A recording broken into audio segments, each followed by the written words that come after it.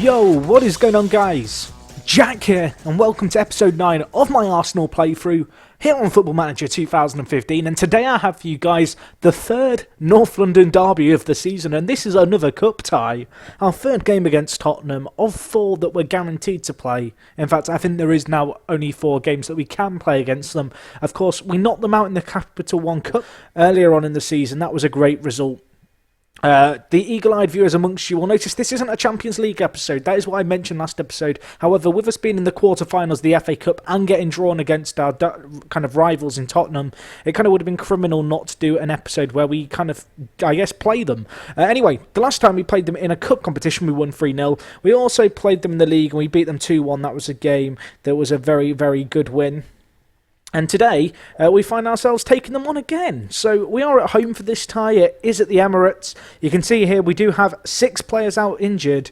Kind of an issue that we've had for the last few months has been the injuries, to be honest. But you can see them still here. Welbeck's out injured. He's now going to be out with a back strain. Sanchez is out. He's out for 5 to 7 days, so that could be worse. Wilshire's out. Gibbs is out. Basically, this game's incredibly realistic and I'm struggling with injuries as Arsenal. So, on that note, we are a little bit down to kind of the bare bones. I believe we are going to be able to get 7 subs, but we are going to be somewhat limited on the subs we can have. In fact, no, we can't because Tielemans is out on loan. But with the exception of him, we look okay. We've got players on the bench. That isn't too big of an issue, I guess you could say. In terms of the actual squad that I can kind of play, we look fairly good, so I'm not too massively worried about kind of having to field a potentially weakened team. You know, we still have a very strong team at our disposal. Royce, Sterling, Walcott, Giroud, Ozil, Khedira all still there. At the back, Chambers is going to have to slot in a right back with Debuchy being out, but Umtiti, of course, can play left back, as can Balanta. So we have got plenty of options when it comes to fullbacks. And, you know, the defensive issue, I guess, that we were suffering up from before with a lack of defenders due to injuries and suspensions isn't as big of an issue now, even though we're lacking more players in the entire team. So anyway, let's get into this game. It's just going to be a short episode, this episode 9, but of course, episode 10, next episode, is going to be a big one as we take on Real Madrid and Manchester City in the league. The only game that you guys have missed, which I'll show at the end of this if I remember, was a 3-0 win against Leicester, who were bottom of the league. Danny Welbeck getting a hat-trick, which was really good. However, unfortunately, he did get an injury in training. Anyway, let's tell the players, if we perform how I know we can, we're going to win. Let's tell the press that. Apply my assistant's advice. I'm going to be aggressive. I expect nothing but a win, boys, against our local rivals. I have faith in you all. I really should have done the For the Fans team talk, but we will just try and give it our all and get them passionate. This is a local derby. This is the North London derby. We want to win it. Of course we want to win it. We've won the last 2. I've got a 100% record in this derby. I want blood. Walcott, get it in. Ozil's lurking at the edge in his deeper role. Royce, options. Sterling, saved. Sterling, saved again. That was a chance. That was a real chance, actually. Umtiti, though. Walcott, was he off? He wasn't offside. He's missed an absolute sitter. And we've had 3 clear-cut chances after less than 3 minutes, which is pretty crazy. But we couldn't break the deadlock, which is a little bit of an anticlimax, but maybe we can do it again here.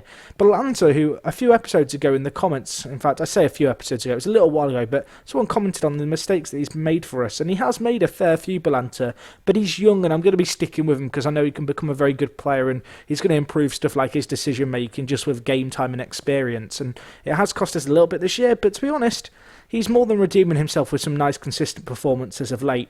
But anyway, we did just miss another clear-cut chance. Sterling, I'm going to look past it, even though I think that's your third of the game. But we do really need to kind of take the initiative here. We're playing well. We're on top. We need to take a chance that comes our way as Tottenham now break, potentially to have their first shot on target. Well, they almost had it. That was a clear-cut chance. They failed to take it. And now we have an opportunity. Play out wide. Chambers whips it in. Umtiti's going to mop up in the left wing-back role, although quite what he's doing at the edge of the area, I'm not entirely sure. Can we build from the back here? Khedira couldn't pick out Walcott on a big hoof ball. FM15 star. Balanta, don't make a mistake. Thank you. Great back pass. But yeah, overall on the save, of course, we have got the Champions League game. It was good to bounce back against Leicester and get a win in the league, especially after the defeat to Real Madrid. And I'll tell you what, that's another great goal. Giroud here with his 20th of the season. He was dropped for the last game. I mentioned last episode about the fact he tried to force a move in January and it hadn't really come off for him. I played Welbeck last game and he got a hat-trick. And Welbeck this year in FM. Now, I kind of underrated him, I think, a bit. Like, he hasn't played well for me on the save up until like the last kind of month or so, where I've been kind of bedding him into the team a little bit more because it's looking like I might sell Giroud next year, kind of in the summer for the next season. So I was kind of looking to kind of, give Welbeck a little bit more game time, see kind of if he's going to be up to the test. I've got to be honest, he's really impressed me. His attributes this year in FM are pretty decent, to be honest. I wasn't sure how well he'd fit the role that I kind of wanted him to play in terms of being an advanced forward, but in the few games he has played whilst he's been fit, he's been pretty impressive. So that's a good sign. Giroud, though, still our first choice striker. 20 goals so far this season and counting. Sterling here with a run. Go on, Raheem, Walcott, Lloris with a fine save. I feel like last time we played Tottenham we had a ridiculous amount of clear-cut chances and only won 3-0. Or at least that was one of the meetings when we met them. So far this game, we've had another ridiculous amount of shots. But we really should be further ahead. We've had seven clear-cut chances and it's only 1-0. That is pretty darn disappointing. I'm kind of glad that this is coming in a competition where we just have to ensure a win rather than kind of the group stage of, say, the Champions League or the League, where goal difference does have a sparing factor. But anyway, Royce will make it 2-0. Good finish by him, cutting in on his right foot. That's his 20th of the season. 20 goals all across the board here.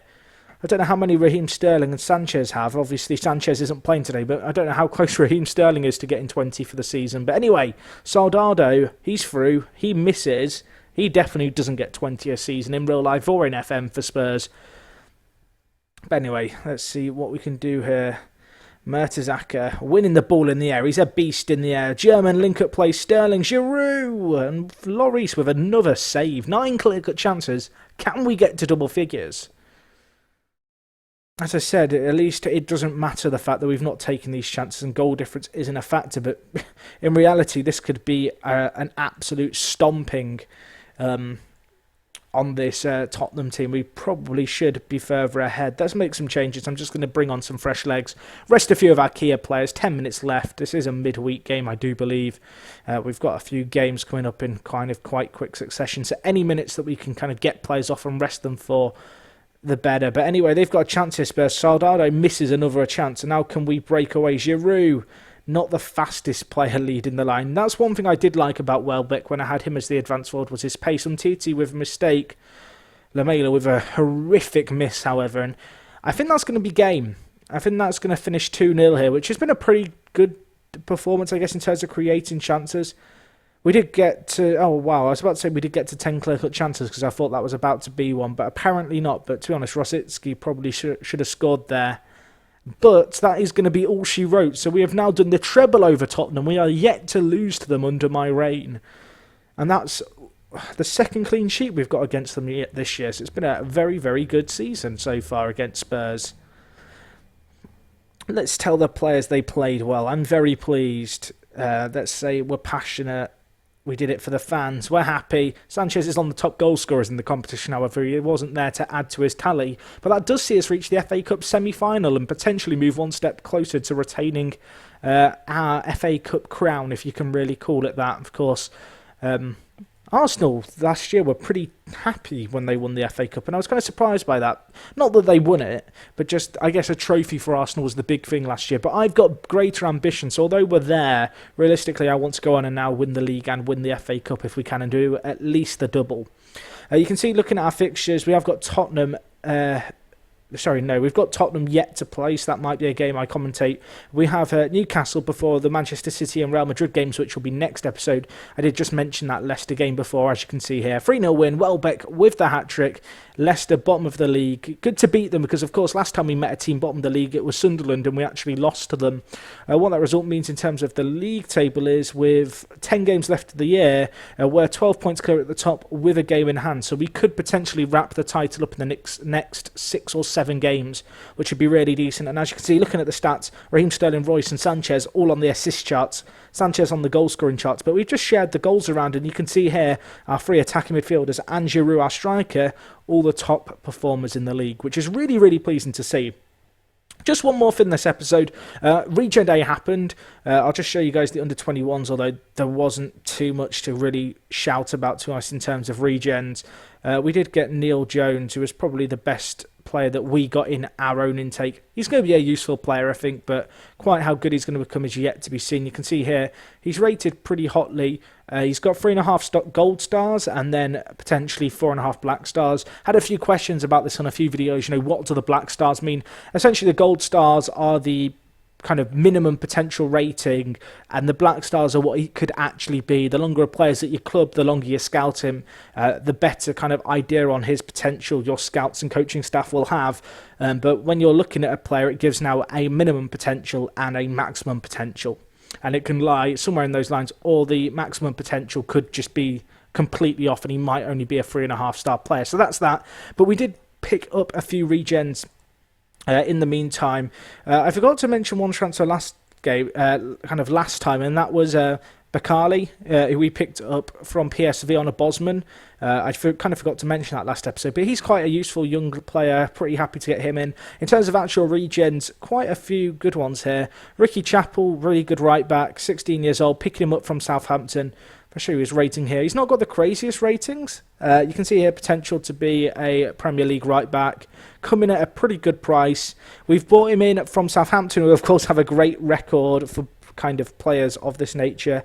You can see here he's got good important matches. He is injury prone and his consistency is an issue, but to be honest, he's probably only ever going to be a backup right back, and we got him for a pretty decent price. The next player I have here is Mesut Dogan. This guy's a 14-year-old German. Of course, we do have a few Germans in our team. This guy is an incredible striker. Could be absolutely superb. You can see here has the potential to be a star Premier League player. Be interested in joining us. He relishes big matches.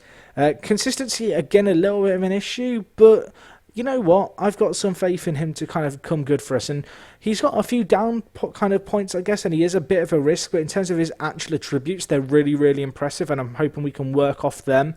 And even if he doesn't make it into the first team, he's still going to be a useful player, either as a backup or as a player we look to sell on. Another player we got in on the Bosman was Patrick. We got him in from Barca B. He's a good right back, really good technically gifted player.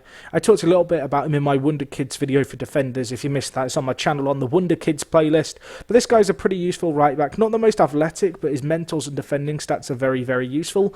And the last regen we picked up was Jack Mellon, probably the best of the bunch, this guy. He is English, he's playing for West Ham. You can see here, great first touch, great technique. Good determination, good flair and good teamwork. Some of the harder stats to kind of acquire in a midfielder and truly develop. His work rate's a little bit disappointing and a few of these other stats could be a little bit better, but I think he's going to be a pretty useful player for us. His main weakness perhaps is athleticism. If you look at his scout report here, you can see he could be a star English attacking midfielder, which is good. Consistency, again, a bit of an issue, but I'm hoping that he's going to be a player who we can develop and, you know, we'll get some game time out of. I've taken a few chances on these regens, but to be honest, they're not coming in for very big prices. I'm pretty confident of being able to ship them on for some pretty decent money. The 3 regens combined coming in for 3.5 million. I'm pretty confident I can get more than that back because they have got the potential to be very, very good players for us. So anyway, that's the players. That was this episode. Hopefully you guys enjoyed. As I mentioned, next episode will be episode 10, where we will be taking on Manchester City and Real Madrid. Hopefully you guys are looking forward to that. As always, if you have enjoyed this video, smash the like button. If you're new to my channel, hit subscribe for more Football Manager 2015 videos. And other than that, it is me, Jack, and I'll talk to you guys in a bit. I'm out.